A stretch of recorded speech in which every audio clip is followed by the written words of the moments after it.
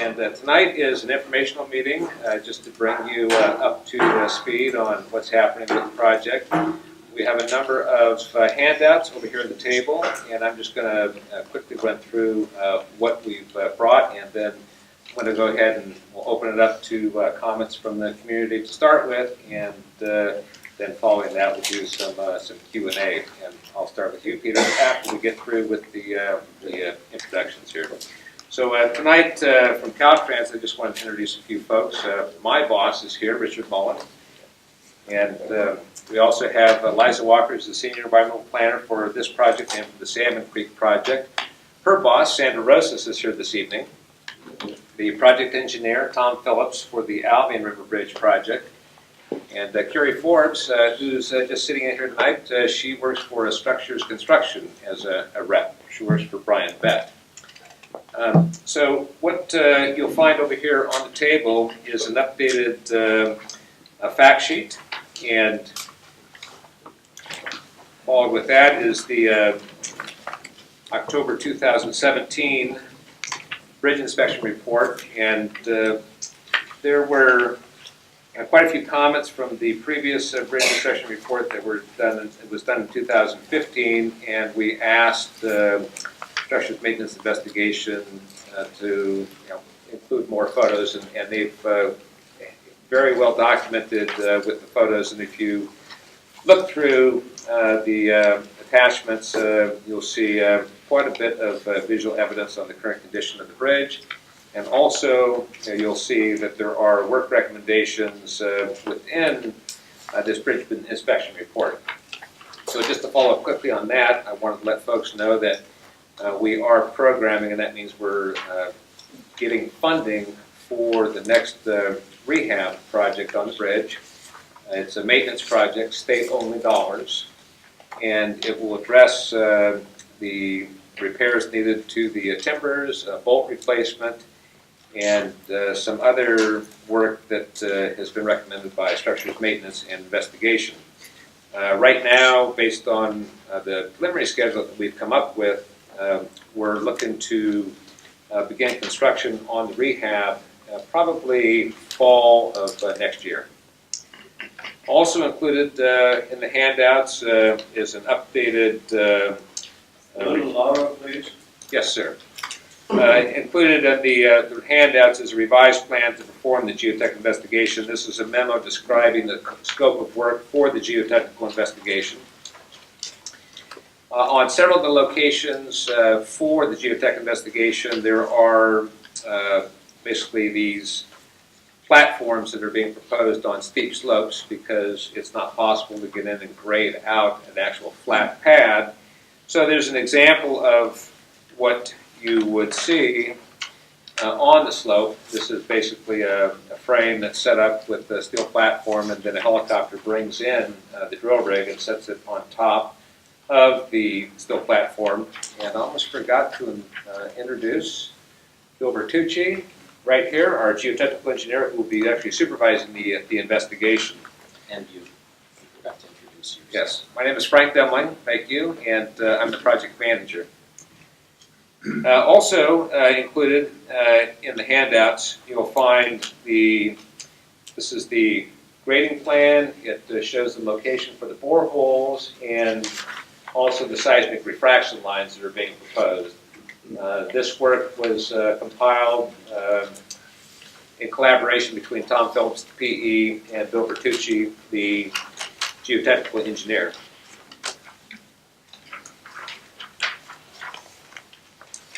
Also included in what you see right here behind me are simulations that were developed by Stephen Heath, and it shows in this instance, you've got the existing condition on top, and then what the graded condition will be, and then the revegetated. So this is drill pad number 1, and then drill pad number 2 below would have a steel platform erected, and then a crane would actually either lower down or set the drill rig on top of that platform. That's southwest of the bridge? That's correct. That's on the south side, on the west side, within the state right of way. This simulation, let me start over here on this side. This is the existing eucalyptus grove. What you see right here is the existing right-of-way. Those trees that are within the right-of-way will be removed, and then the trees on the opposite side of the right-of-way will also be removed. This dashed line represents the daylight line, or where the cut on the actual existing slope would be. On the north side of this staging area, we pulled this in enough to where we can actually slope this side on the very west so that we can actually save a stand of eucalyptus trees. And that's what you see in this photo right here. This is after the trees have been removed, and this is made ready for the drill rigs and support equipment to come in. Basically, we'll be lowering down the equipment for the drill platforms, and then the helicopters will bring in the steel platform and lower the drill rigs. So these trees will be saved. There may be more or less. I'm going to be out here with the survey crew myself to help supervise the survey work, but we're going to save at least these and possibly more, but it's going to be a field fit so that we can provide Bill with the room that he needs to bring in the equipment necessary to perform the geotech investigation. Now this photo shows the grading and revegetation. Mind you, this is mature vegetation. It won't look like this obviously right away, but I believe what is being proposed by our stewardship branch who does the re-veg and comes up with the plant palette. I believe this may be wax myrtle. I'm not 100% certain of that, but also along the edge of the road, you can't tell from this simulation, but there's a drainage swell which carries water down to the drainage culvert down at this end, and basically once the work is completed with the geotech investigation, the material that is graded out is brought back in, we recontour, and then we revegetate, and then there's a trail that comes up along the right-of-way up to this side of the bridge. So those simulations are also available over here for you to take a look at, and they've also been posted onto the website. If most of you don't know, there's a project webpage for the Albion Bridge and the Salmon Creek Bridge, and we are attempting to post as much information as we can. It's getting kind of busy, so we're always looking to change it so it's a little more intuitive on what you're looking for, what you want to download. What's the address for that? The address, I'll have to get that for you, but if you did a search for Caltrans project webpage Albion, it will be the first hit that comes up on your search. Also over here on the table is another handout. This is dated June of 2016 for the advanced planning study that was developed by Structures Design. And the design for this particular advanced planning study included 2 bridge alternatives, 1E, 1F, 12-foot lanes, 6-foot shoulders, 6-foot separated pedestrian walkway, 12-foot lanes, 8-foot shoulders, and a 6-foot separated pedestrian walkway, with the pricing for those structures. Now, mind you, there's been quite a bit of talk about servicing debt on a project with state dollars, and I think there may be some misunderstanding on how funding takes place on these types of projects. The rehab project, because it is a maintenance project, is state-only dollars. However, the replacement project itself, because it's a major shop project, is split between state and federal funding. So 88% of the funding for the replacement alternatives comes from the federal government, money that we've already sent to Washington that comes back, and then 12% of the funding comes from state dollars. So that's a big difference. It's not all state dollars, as I think some folks have been under the impression. Also included with the handouts are the actual plans showing the single arch. This is the open spandrel arch, twin arches for 1E and 1F, and again, one has 6-foot shoulders, one has 8-foot shoulders. We are still, of course, early in our project development studies, and there has been no decision made on whether 6-foot or 8-foot shoulders would be used on the bridge, but of course, Coastal Commission has in the past permitted 2 coastal bridges, Greenwood Creek and 10 Mile River, with 6-foot shoulders, but Hare Creek, Pudding Creek, for example, would have 8-foot shoulders because they're in a more urban environment. What I don't have over here, which I will post also to the webpage, is yesterday Sandra Rosas, Liza Walker, and myself met with Commissioner Donna Brownsing, and I've got an ex parte communication form, which basically we met to go over the plan to perform the geotech investigation, the fact sheet, planning study, notice of pending permit, evidence of posting, the grading plan, photo simulations, examples of the drill rig, etc. And then again, as I mentioned, the maintenance project that we're only now getting programmed, that means getting the funding, getting the studies underway, is based on the work recommendations that were included in the October 2017 bridge inspection report. And I think that pretty much covers what I wanted to share with you folks. And as promised, Peter, did you have some words you want to share? Should I come up there? Oh, certainly. Come on up.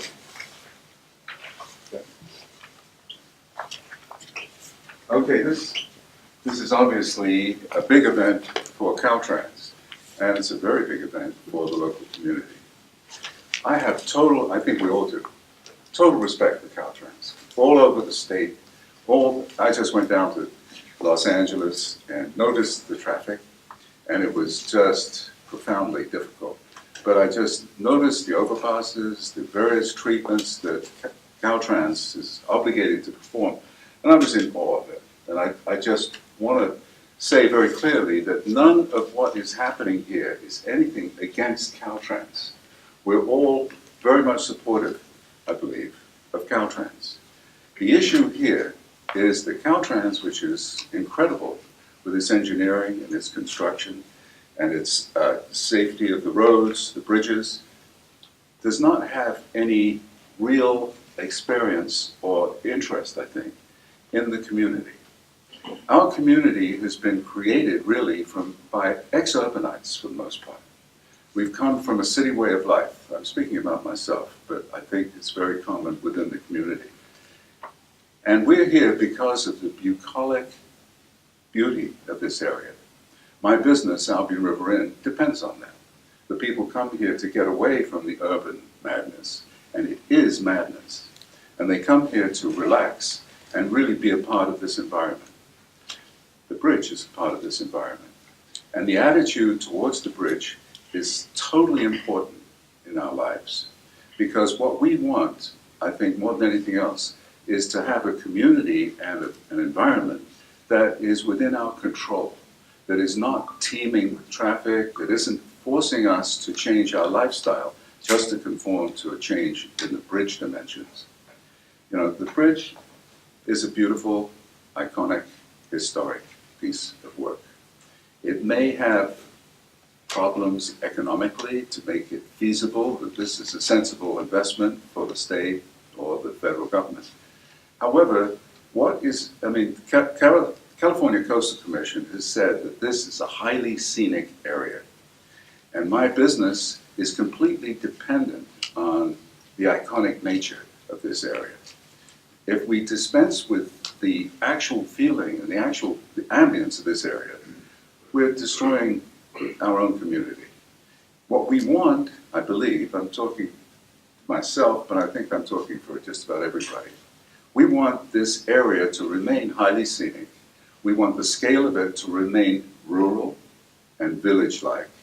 And we want the people in it to be included in any change that comes to the bridge. So, number one, we're supportive. We all are, I believe, of Caltrans. That is not an issue.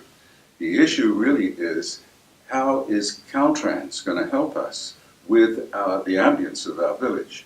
How are we going to be helped by Caltrans to sustain this way of life that we've worked so hard to achieve? Most of us have been here over 40 years, and we're living on this edge of knowing that the world is advancing on us, and that we are subject to that. We can't actually stop it. But surely if we go from a 23-foot bridge to a 54-foot bridge, or whatever it is, we're definitely taking a risk with our place. I want to say this too. The proposed geotechnical study presumes that the building of the bridge is inevitable. It doesn't really, it isn't inevitable because we intend to go to the Coastal Commission and protect this highly scenic area. But I really resist the idea that the development of the pre-development of the geotechnical events, they presuppose that there's approval. We have not approved this. This is not happening yet. There's not a time to do a geotechnical investigation, all to do with the construction of the bridge. It is presuming the approval before the approval. I'm just trying to make it seem silly that the public should pay taxes on the costs of this geotechnical survey prior to any approval. Our objections to this are going to be very articulate and very loud. And we don't want the bridge to just be discarded like an obsolete piece of junk. We want the bridge to be saved. Caltrans has done a great job of saving this bridge.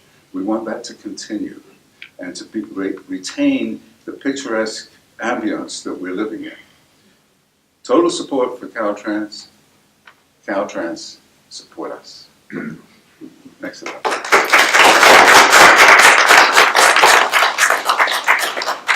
Just a few points, Peter, on the bridge. The bridge is actually 26 feet in width, and what has been proposed for the replacement structure is 46 feet in width.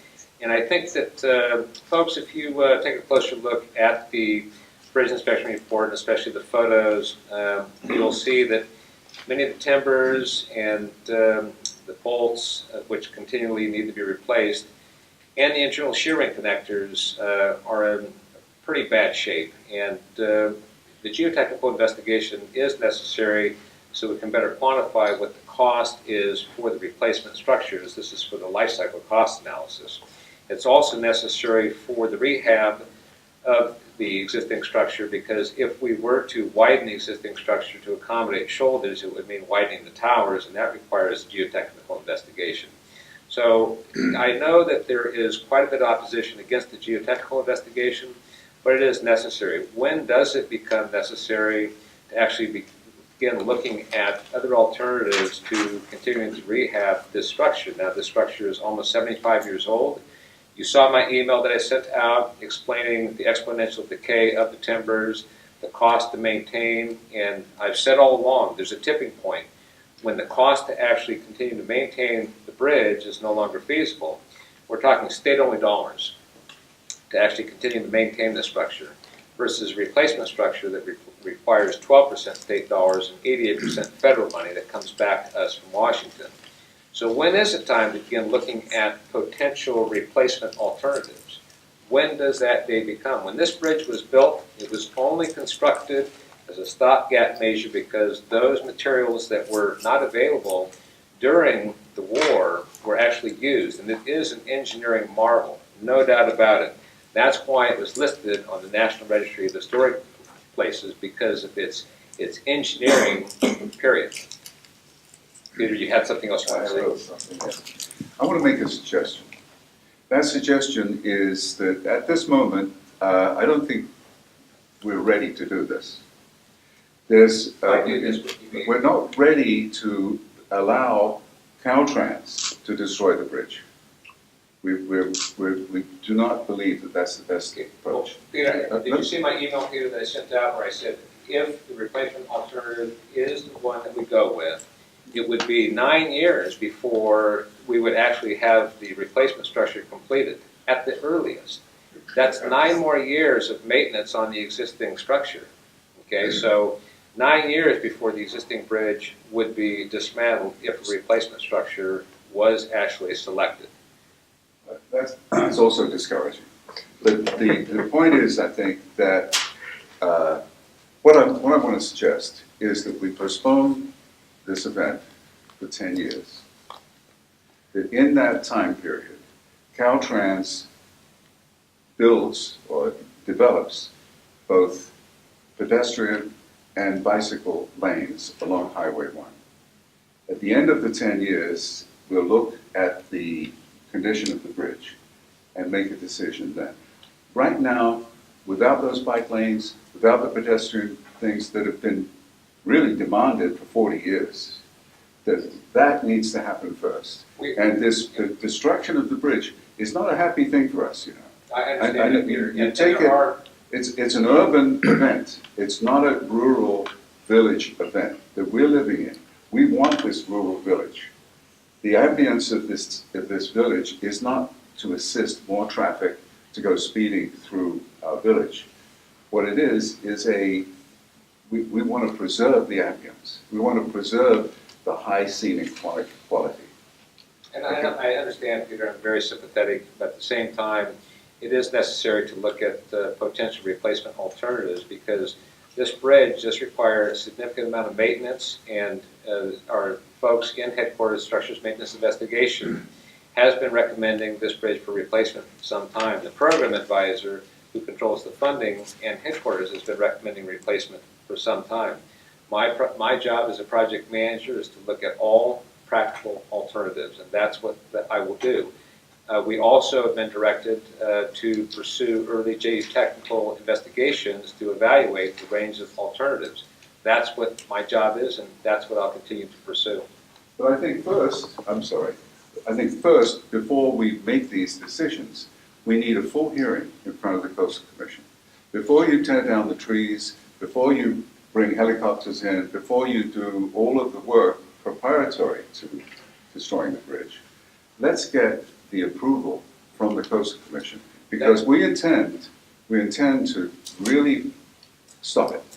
I'm fully expecting that, Peter. Yeah. I will say that we did submit our application for the geotechnical investigation some time ago. I think it's actually been possibly 2 years, if I'm not mistaken. And we are planning at this point to be on the May 9th agenda with the Coastal Commission to basically advocate for the geotechnical investigation. So I fully expect those for and against the project to be there. I'm sure you'll be there, Peter. I'm Where? sure Warren will be there. It'll be in Santa Rosa, I believe, but I don't know as the venue has yet been selected. It has.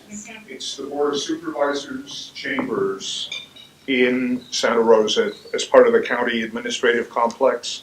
And both we and Coastal Commission will actually distribute a map. It'll be on the Coastal Commission website, and we will share one with the community so that you know where the parking is and where the actual room is in which this meeting will be held. Now, Frank, do you know that it's the 9th and not the 10th or the 11th? No, I don't. It's the 9th to the 11th is what's actually posted. There wasn't a venue actually posted on the Coastal Commission website at the time. The last time I checked.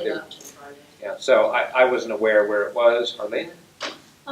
Could you clarify, so at that Coastal Commission meeting, would there be a yay or nay in terms of the geo? Yes, the Coastal Commissioners will take a vote to either approve the application for the coastal development permit to proceed with the geotechnical investigation or not. Yes, sir.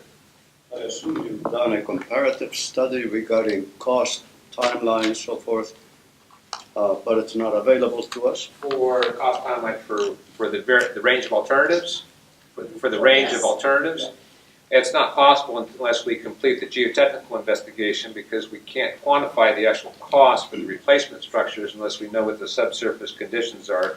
Our engineering geologist, Bill Bertucci, can go into a little more detail on that, but without that information, it would not be possible to compare the replacement alternatives with the rehab alternatives. Yes, right here. I just wanted to clarify, I haven't been to one of these meetings before, so I have less history than some others. Didn't you say the geotech report or investigation is necessary to assess either the rehab or the new bridge? That's correct. One of the rehab alternatives is to widen the existing structure and to upgrade the rail and add shoulders. That also requires geotechnical investigation for the foundations. So this investigation looks at both the rehab alternatives and also the replacement alternatives. So the position of the people here, Peter and others, that are not, don't necessarily want the geotech report, are you saying it isn't needed to keep the bridge and rehab it? You don't need a geotech report? I just want to understand. We should receive, well, the Caltrans should receive approval from the Coastal Commission before going ahead with this pre-development expense. The pre-development expense is something that would not be needed if the Coastal Commission agrees that it should not be built. The Or standard not be practice, destroyed. yeah, but the standard practice for Caltrans, But even if it's a rehab, are you saying don't widen it, or there's some We're saying, rehab let's go that, to the Coastal Commission. Let's look at this whole project through the Coastal Commission and then make our decisions. That it's not appropriate to have a hearing or have an approval to tear down hundreds of trees or 93 or whatever there are, and also to have all this tumult in the area when it's not going to be done, when the bridge is not going to be destroyed. We are saying we don't want the bridge destroyed. The pre-development geological study is in order to allow that to be destroyed. okay, so, yeah, too so good. let me, I'm gonna go ahead and let you ask a question in a moment, Leonardo. Did you get your question answered? Not Okay. quite, but don't worry about it. Okay, so I have one more point I'd like to make. If we do not get the geotechnical investigation completed and we do not know what the subsurface conditions are, and if there is some type of event or some failure with the bridge, and we are forced to go in and construct a bridge quickly, it will not be the arch bridge. It would be the segmental box girder. We would actually have to go in and build the type of bridge that nobody really wants. The very delicate arch, which has become known up and down the California coastline, which is also what was originally planned for this bridge before the war came, is the type of bridge that I think everybody eventually would like to see, because I think everyone in this room recognizes that this bridge will not last forever. No matter how much money you pour into it, there's only so much life remaining in that bridge. We're seeing exponential decay, and those internal shear ring connectors, we believe, are so badly rusted out that we're on borrowed time right now. Warren? And I'll come to you, Leonardo. We keep hearing, I think, that the bridge is bad. Then we heard that the bridge is okay. And one of your engineers, standing kind of where you are, said we have another 20 years of life in all probability with the timbers. No more than 20. 10 to 20 is what I've been told, and it's hard to say because when you're talking about exponential decay on timbers and you've basically experienced a significant amount of loss of the preservatives in the timbers, it's really hard to say how much. And yes, Errol Chasm did say no more than 20, but somewhere between 10 and 20 years. So if I'm up here telling you that in 9 years is when, at the earliest, the existing bridge would be removed, I mean, we're right on the line, folks, and that bridge it's been a monument to an engineering feat, no doubt about it. We know how special it is to the community. We understand that. Help us look at ways we can actually provide some mitigation so that we can celebrate this bridge going forward. But one of the reasons I think we're so upset about this, those of us who are, is that you're going to make it a standard Caltrans road.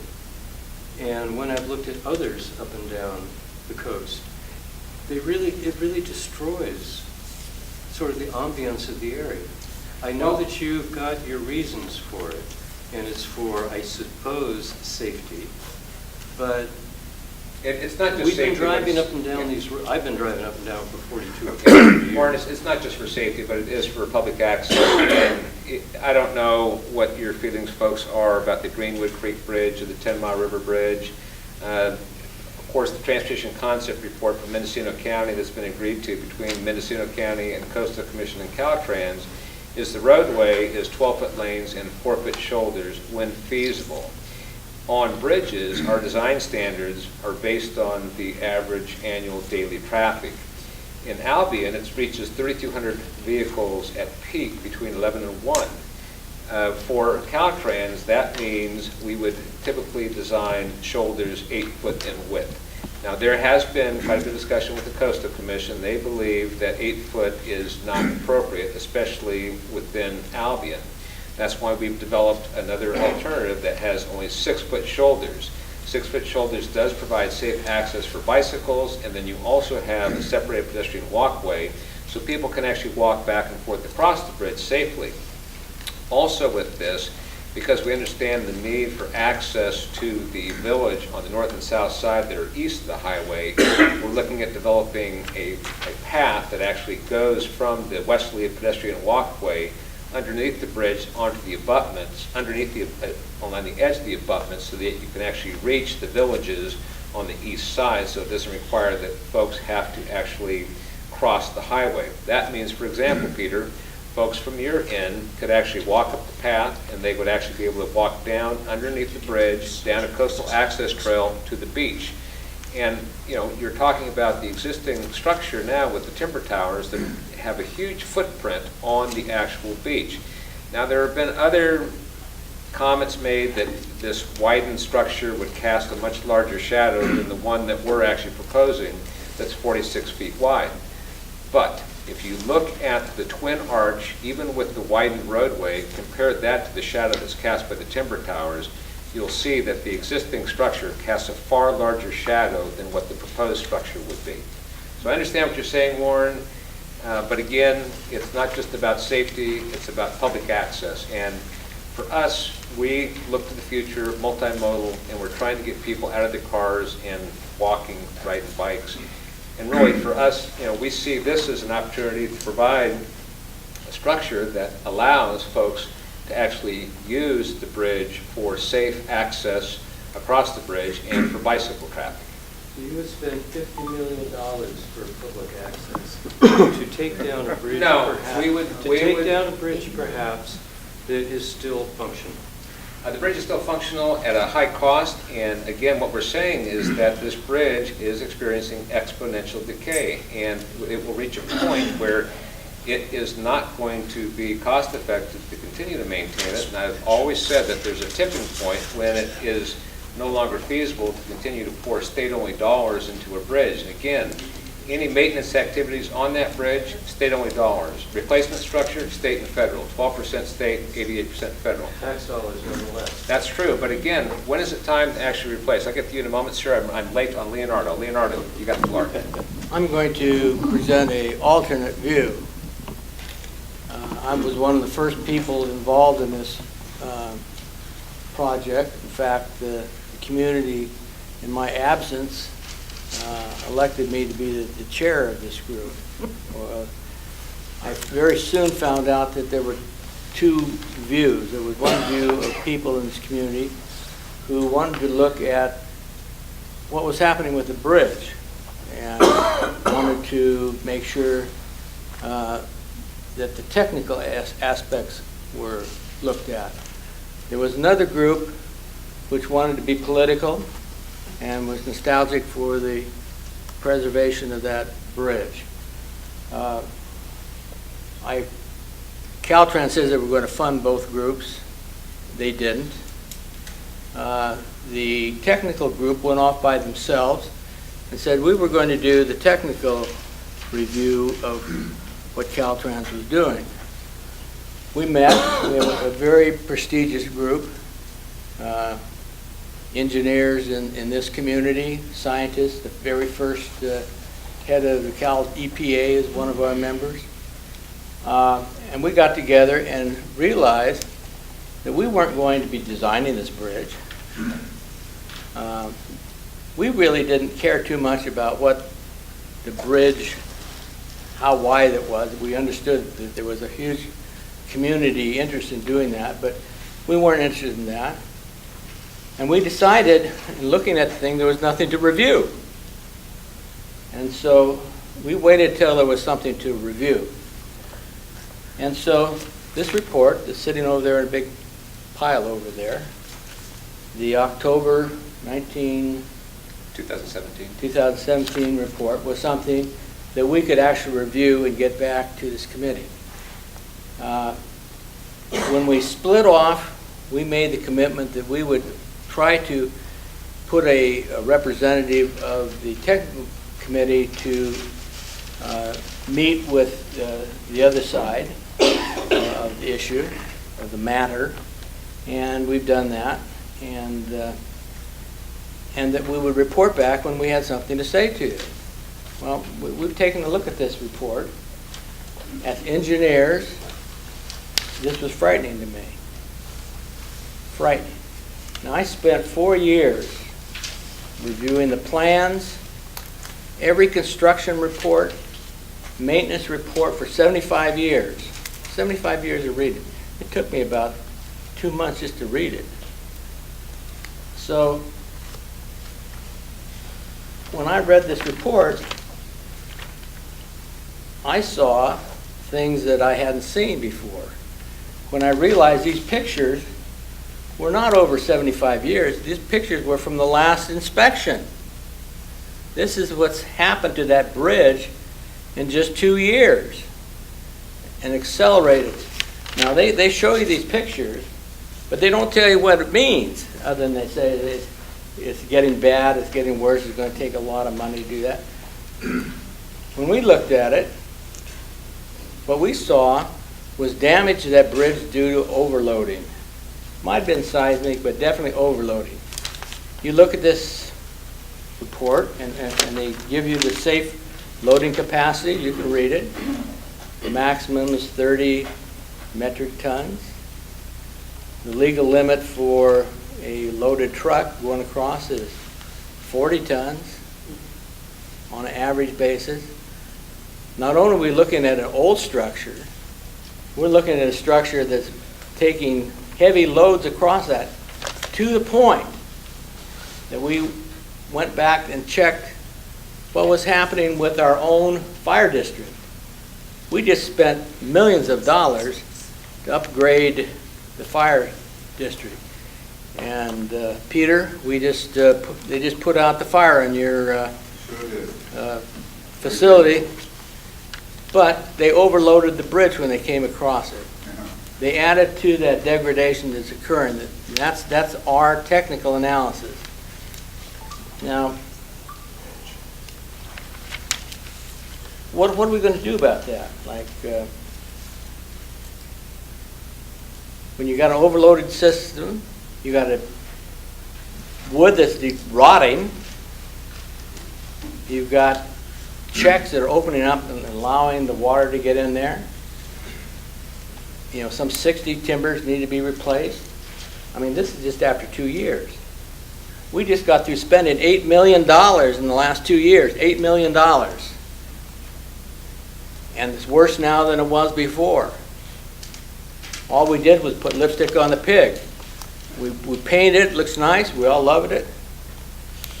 We got it so the potholes were no longer there. We got a nice smooth ride. Caltrans, at our request, lowered the speed limit so that when things go wrong, they go wrong big time when you're going fast. You have a little bit of control when you're a little slower. We haven't had any accidents since that point that I'm aware of.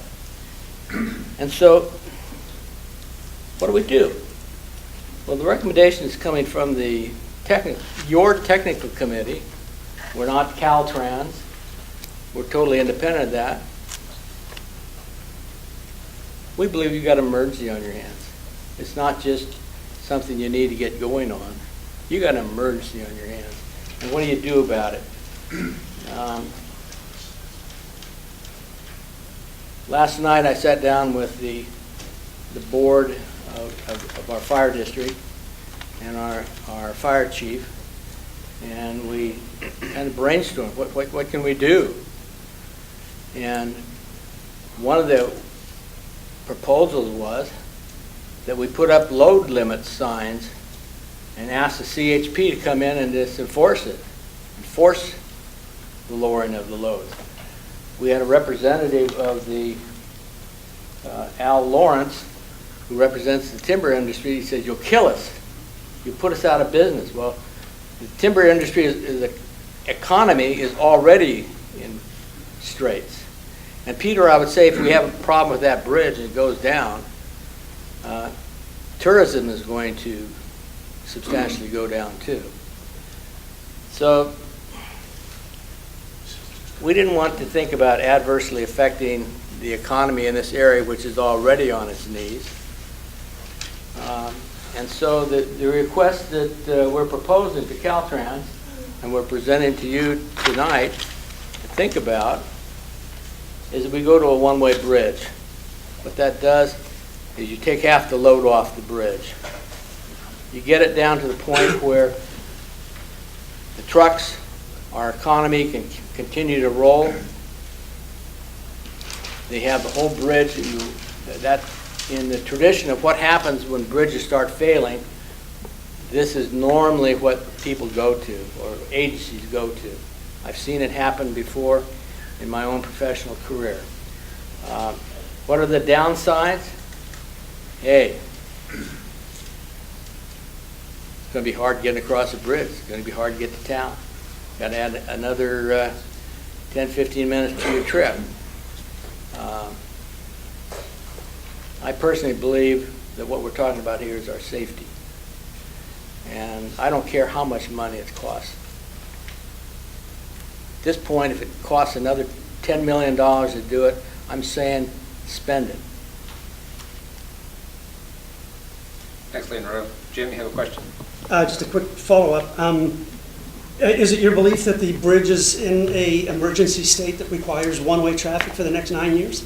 That wouldn't be my call. It would certainly be, at this point, up to Structures Maintenance Investigations to make that call. We're keeping the bridge safe at exceptionally high cost. And again, we're programming a rehab project that will address some of the significant decay on the timbers and the ongoing replacement of the bolts. So Caltrans continues to keep the bridge safe, and we're committed to doing that.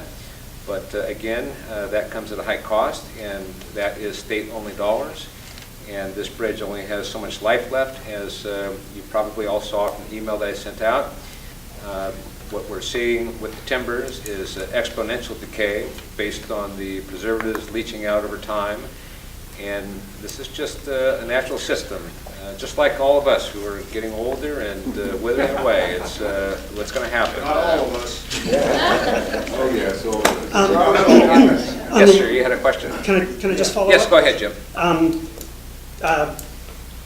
Well, two things. One is the phrase exponential decay seems to be a new one that has surfaced in some of the recent reports and That's used a lot. rude, Norbert. Is there a Thank you, though. scientific definition? Yes, for, it is. for That's exactly what Structures Maintenance Investigation has termed, because as the preservatives begin to leach out, more and more decay occurs at a faster rate. Now, in the email that I sent out, I actually spoke with Errol Caslin, and he cited references, specifically the chemistry of wood preservation, where it talks about the exponential decay. Once the surface defects begin and you lose the preservatives on the wood, you begin to see exponential decay. So that is something that is basically it's scientific fact. There's no dispute on the term exponential decay. Okay. One last item. And it deals with the width of a proposed replacement structure. Yes. I think the arch design is beautiful. If the grand old timber gal wasn't standing there right now and that was a box girder bridge you were contemplating replacing with the arch bridge, I would be saying bring it on. I, like a lot of other people, Peter and others who have spoken today, have a lot of concern about the width of a proposed replacement bridge.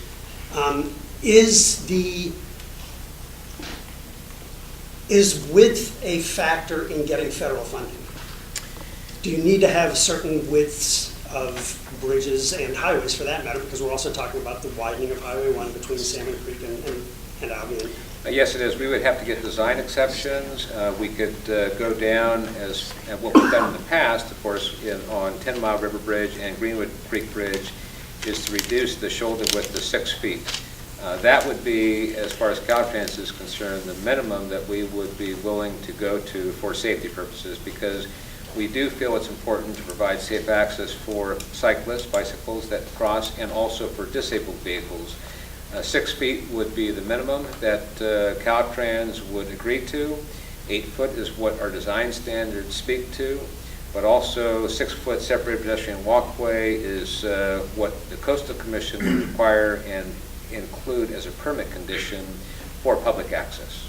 And so, and to get federal funding, then you'd have to get the design exception from. Well, the design exception would be through our own Caltrans designers, but again, that would be based on our own design criteria, and it would be 12-foot lanes, 6-foot shoulders, 6-foot separated pedestrian walkway. That would be for us the minimum width that Caltrans would go for, and yes, we would go for federal funding for that. And again, the split on that is 88% federal, 12% state. So if you consider how much money the state is having to spend now just to continue to maintain the structure versus how much it would cost the state to do a replacement structure, it doesn't take much to see that the tipping point is in favor of replacement at some point down the line.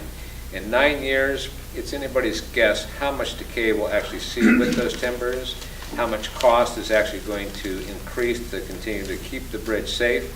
And again, just because that bridge has withstood other events in the past is no guarantee that it would survive an event in the future. And as I mentioned, if there were to be some type of an event and that bridge were to experience significant damage, we would have to close it, and we would expedite replacement of that structure. It wouldn't be the arch, it would be the segmental box girder, and that's not the bridge anybody wants. Pardon me? You have to get a permit for that, and what you just said is pure speculation. You don't know that anyone would approve a box girder bridge. All I'm saying is that as far as timing goes, Structures has told me, are you a structural engineer, Norbert?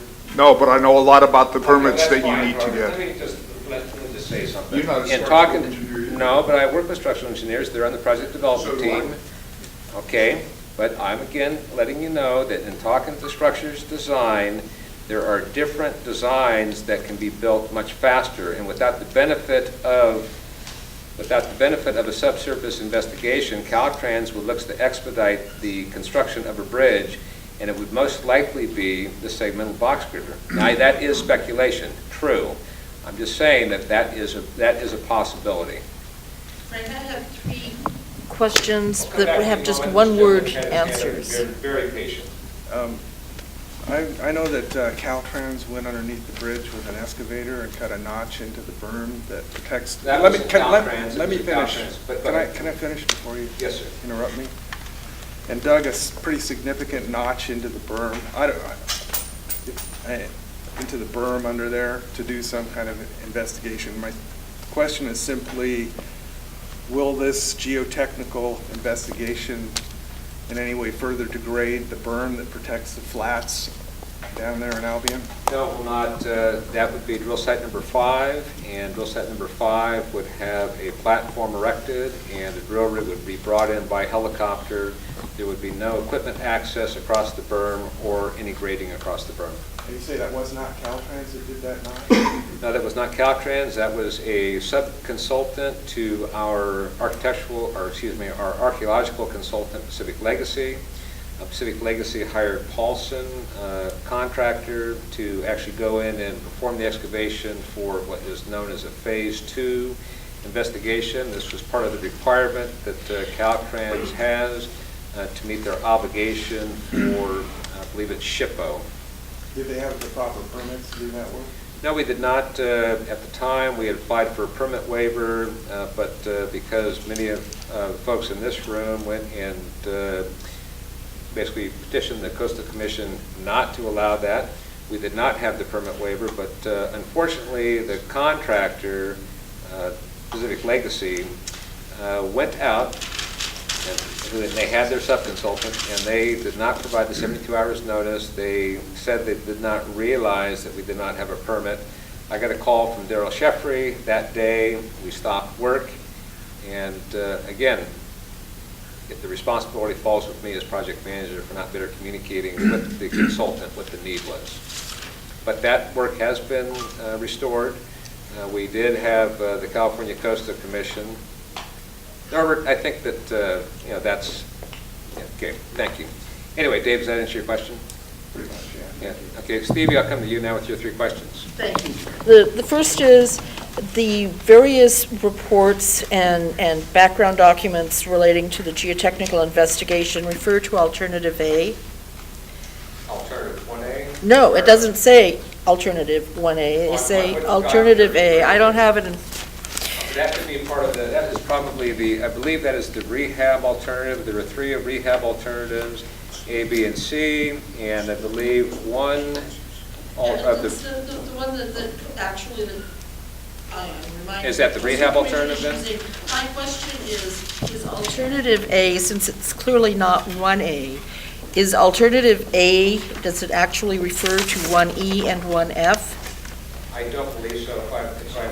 And I have to step back and think here for a minute, because I think alternative A is one of the rehab alternatives. One of the rehab alternatives was actually to rehabilitate the bridge as it stands. Another rehab alternatives was to widen the existing structure and add shoulders, and the other was to use it as a pedestrian walkway. No, the alternative A was not 1A from the VA, but that's okay, so that the answer is we don't know. The second question is 1E, 1F, depending on regulatory controls, the base project that you're going to be considering in the VA? 1E, well, actually 1E and 1F. 1E is the 6-foot shoulders, okay. And no, when you're talking about when we get to the VA study, if the VA study team would actually select what they would consider the baseline alternative to compare all of the other alternatives against. That decision isn't made until we get into the VA study. Tom, one more moment, Stevie. I think we're going to get some clarification from Tom. And here it says at the time of this writing, the geotech investigation will be limited to alternative A, which is the single arch. Right. Okay, which is the second. So, and it's sort of. Okay. So your next question, Stevie? The next question is, this once more, there is no base project for the VA, but there's only one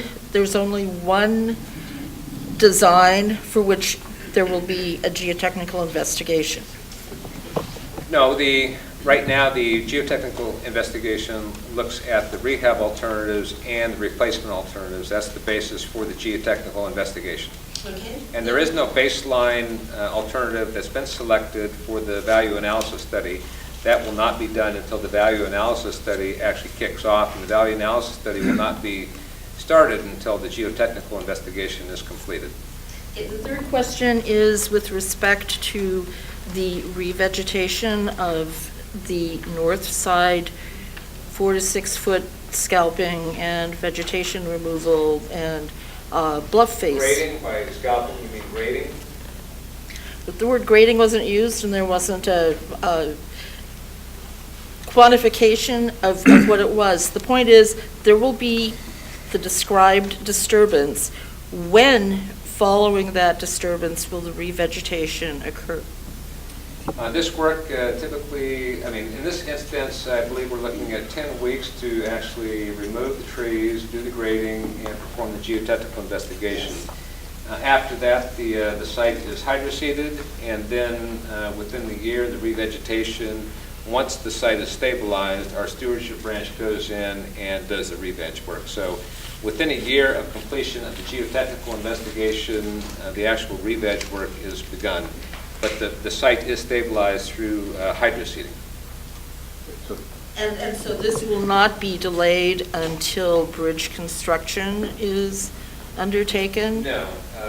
Basically, once the geotechnical investigation is completed, then the site will be recontoured, the material which actually is removed for the purpose of actually bringing in the drilling equipment. That material will be brought back in, will be recontoured, it will be hydroseeded, and then after the site stabilizes within the year, our stewardship branch comes in and does the re-veg work. Ned? Can you explain, at a meeting here a while ago, or a couple of years ago, one proposal was to leave the old bridge, build a new one beside it, and maintain it as a pedestrian bridge.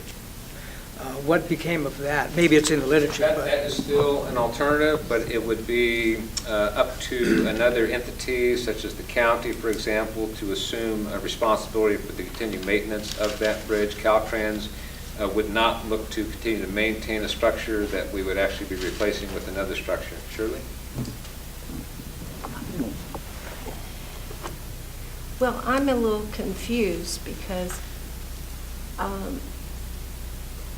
I don't quite understand why we aren't paying more attention to the information that we received from,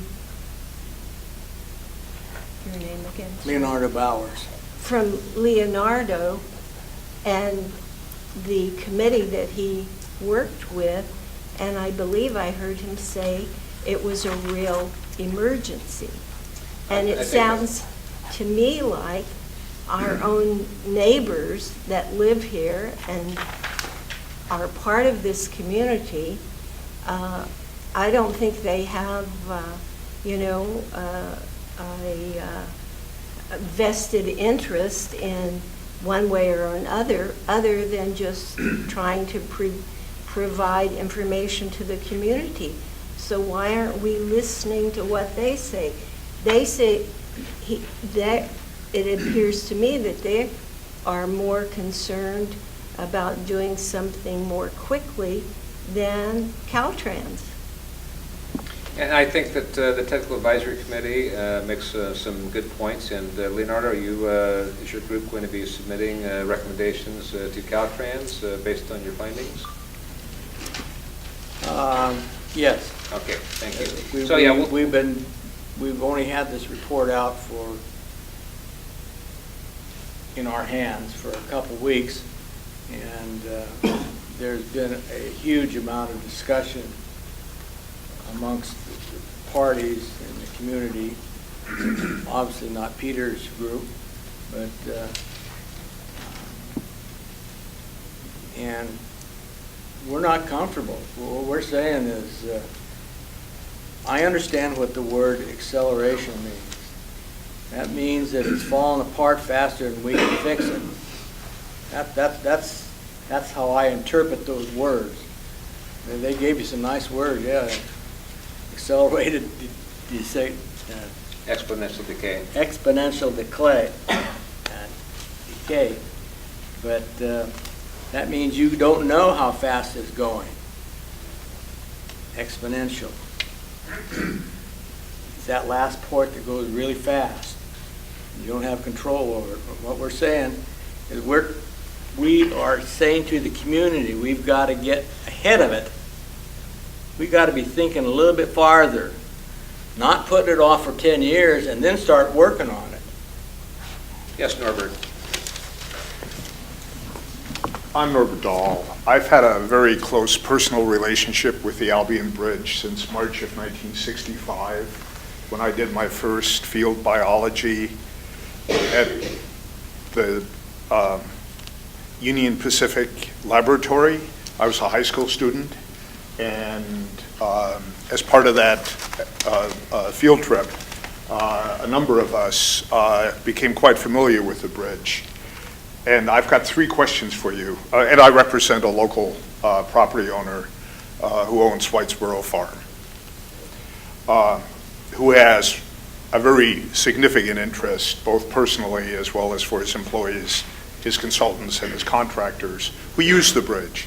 And to be totally clear, I think everyone in this room, as far as I know, wants a safe bridge, wants a functional bridge, wants a bridge that lasts into the indefinite future, because many of us plan to be around for a while. And we want the bridge to be around a whole lot longer so that my grandchildren can use it, who, by the way, also love it. 3 questions, Frank. The first one is, what's been the average annual maintenance cost that Caltrans has either budgeted or expended to maintain the existing bridge since 1944? That I can't tell you because the cost has increased, and the last project that we did and was completed in, I believe, March of 2017, which required approximately 800 bolts to be replaced, and also included resurfacing the actual road, as well as repairing a significant number of timbers, cleaning out the rock, and basically injecting an epoxy resin. It's hard to say. I mean, I would guess, again, this is a guess, we're looking at anywhere between 500,000 a year at this point. It started off about 150,000, but that number has been increasing, and as we can see from this last bridge inspection report and the estimate that we now have for the next maintenance project, it's likely to be somewhere around 800,000, and so that would probably speak to, right now, we're looking at possibly somewhere in the neighborhood of 400 to 500,000 a year going forward. And again, I might add that is state-only dollars. Your second question. And we'll share some data with you with regard to that later. I also want to mention that we're no longer able to have our bridge, our District 1 bridge maintenance folks do the work, so that is where you will see a difference in actual capital costs, because it used to be maintained, the bridge used to be maintained by District 1 bridge maintenance. So those records are not readily available. The district bridge maintenance crews did not keep accurate records on the amount of time and materials that was expended, but the District 1 bridge maintenance crew could no longer keep up with the amount of work that was required. So we're now in a position where we have to contract that work out at a much higher cost. So that makes it a little more difficult to actually ascertain what the average cost is, because capturing that doesn't always include all the support costs that the district actually expends or expended when they had district actually do the work. Second question. When does Caltrans propose to post the data on which the 2017 bridge inspection report follow-up is based? Because those of us who read BIRs, critically, including structural engineers and bridge engineers and others who have specific expertise in timber bridges, are wondering where's the data to support the conclusions, especially the very draconian conclusions that are embedded in only a small part of the report. Most of the report indicates that the bridge is actually in remarkably good shape. And so the question is, when will the actual data that any of us here in the community or in the broader scientific community can verify what the conclusions are that are stated in the 2017 report? It's in the inspection report, Norbert. All of the data information. Is not in there. I disagree. It is, and it's very I don't agree at all. Okay. I think We'll send you our note on that as well. Okay, Third question, on the geotechnical investigation. The geotechnical investigation that you have submitted as an application to the Coastal Commission lays out a very limited geotechnical investigation that in no manner specifically addresses the existing bridge. There are no boreholes, there are no drill sites underneath or adjacent to any of the towers, either abutment at the north or south end. So I'm curious, what part of the geotechnical investigation protocol, the design of the study, has the public not yet seen that you apparently know about, that talks about analyzing the geology and the geologic processes that relate to the existing bridge? It's a combination of the geotechnical investigation, the actual borehole locations, and the seismic refraction lines, which provide the data necessary to analyze the subsurface conditions. That would be ample, adequate information for geotech to provide some recommendations to our structures design for both the rehab and also for the replacement alternatives. Are you doing any subsurface borings in or adjacent to any of the timber towers? Yes, we are. Number 5 would be adjacent to the timber tower, but we also have the seismic refraction lines that run down the... Number 5 is adjacent to a trestle, isn't it? You're talking Be about that as it may. That is a timber tower. Yeah, they're talking about the timber tower. Okay. With regard to the replacement portion of the geotechnical investigation, you have deleted drill site 3, boring 3, which is the location, was previously the location where the south anchor of the arch design comes on land immediately on the south side of the river, more or less adjacent to the south concrete tower of the existing bridge. Correct. Why was that deleted? That is in an area that is considered ESHA, environmentally sensitive habitat area. It's very steep, and we felt at this point in time we would not pursue it. We would pursue it after the selection of a preferred alternative, and then we would include that in a separate application with the Coastal Commission for a follow-up geotechnical investigation. Forgive me, Frank, what you just told this room is that your geotechnical protocol is not complete right now. That's correct. We would prefer to pursue a full geotechnical investigation, but Coastal Commission has some concerns about getting down into the ESHA, and they felt that it was at this time better to wait until the selection of a preferred alternative before we pursue drilling site number 3. Forgive me for asking, but how would you know that you can design the south anchor and Pier 3 for the arch design and do a value analysis if you haven't done the geologic investigation? Because we will have drill site number 2 drilled, and we will have a seismic refraction line, so we will be able to make some general assumptions on the subsurface characteristics.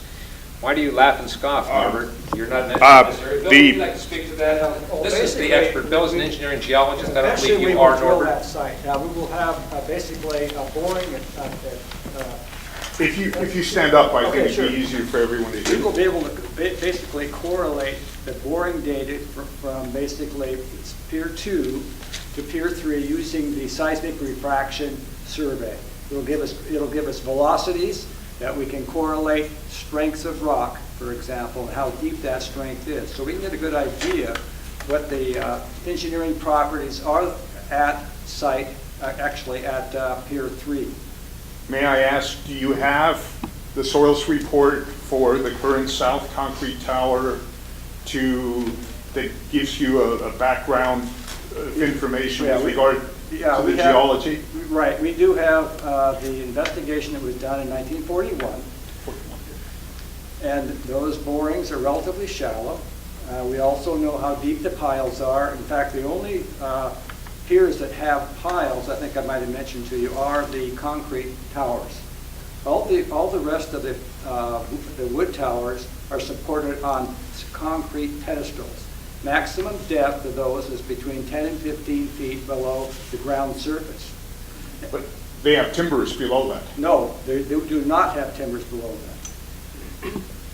Really? Yeah, really.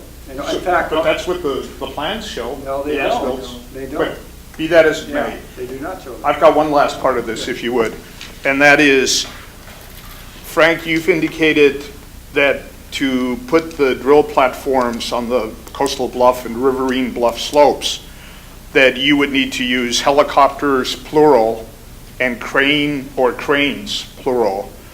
Your schematics obviously don't show that. May I ask you, what kind of a crane or cranes are you proposing to use at drill site 2, 5, 6, 7, the part of 7 that's over the bluff edge? I'll defer to Bill on that.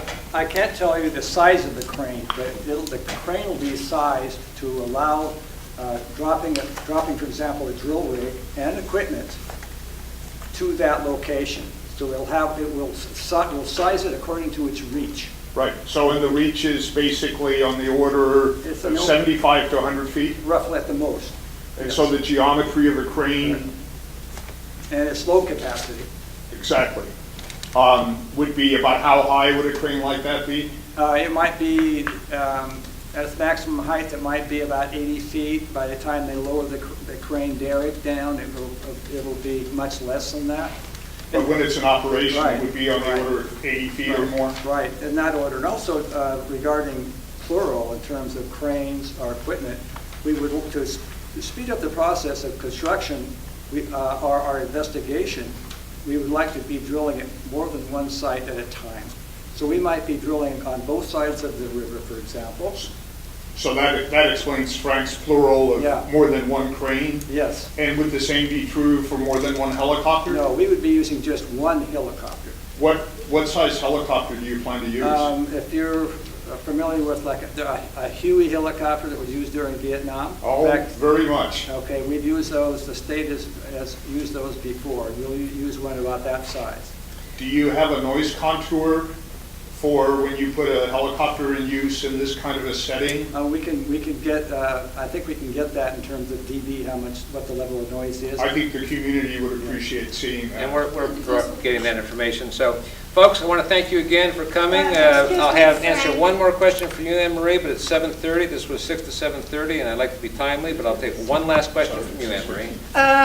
We started a little later than 6:15 about, and I was here at 5:15. Yeah, I came a little earlier as well. 7:30, and we were ready, and I said Yes. that 7:30 is when this ends, and 7:30 is when we will end. It Yeah. is 7:30 right now. But We I'm had- going to entertain your question last. right, I have a comment and a question. I have tons of comments, and you're not giving the community the time to voice our comments, and I'm deeply Well, we're happy to come back regretful. again, Anne Marie, but there's a limit to how much time we can actually devote on any particular night. But we certainly would be happy to come back anytime the Albion Community Advisory Board would like to invite us. We'll be happy to come. We had one meeting in We here invite you to before. stay until 8. It's been a long day, Jim. I've been up since 5:30, and I'll pass on that. Thank you. I haven't had dinner yet. Go ahead, Anne Marie. Yeah, we had one meeting here before that was an hour meeting, and it was very frustrating. And I had the same frustration coming here thinking 1.5 hours is just not going to cut it. And I don't understand why you cut it that short. I've been to other meetings where the presenters were telling me they came, they didn't have dinner, and so they needed to go and have dinner. I just feel that because of everything that was said already, it brings up questions in a lot of us. Well, we And can return, Anne it Marie. would really be good to not have to reserve, a night every night. Also, this was announced last Thursday. There was no time given to the newspapers, let's say like the Mendocino Beacon or Advocate News, to put anything in a newspaper. And what was sent out, that email, to me, it seemed like never crying wolf, like fake news, and so I'm here to. Anne Marie, that's not fair. This is an informational meeting. We Yes. came down here as a courtesy. We brought some new information. We're always available. I've been more than willing to come down and talk to the community, bring information, and communicate with folks online. So to say that we have not made an effort to communicate with this community is disingenuous, I believe. So I want thank you to very commend much. you for having cleaned the bridge within one day. I made a phone call, and the bridge was cleaned the next day. So I'm not here to, make a complaint, but we're hearing information, and it stimulates our thinking. We're seeing pictures that might shock us, and so, this is an emotional issue for this community, and we should work together. And so in the interest of that, I feel that's pretty frustrating to have a 1.5 hour meeting and then let people go off without having their questions answered or being able to make comments. And Jim, I have made this offer on numerous occasions that if the Albion Community Advisory Board would like us to come down, we'd be more than happy to come down for any meeting and be available to answer additional questions, bring information. So we're not averse to actually coming down here and communicating with the community. This was an informational meeting that we sent out the notice last week. Yes, it was not published in the newspaper because it is not a public meeting. It's an informational meeting. Big difference. So again, I wanted to thank everyone for coming tonight. If you could please pack your chairs up. If you got any additional questions, please feel free to send them to me. Jim, if you'd like to go ahead and set that up for in a future Albion Community Advisory Board meeting, we're more than happy to come down and provide additional information and answer questions. Thank you. Thank you.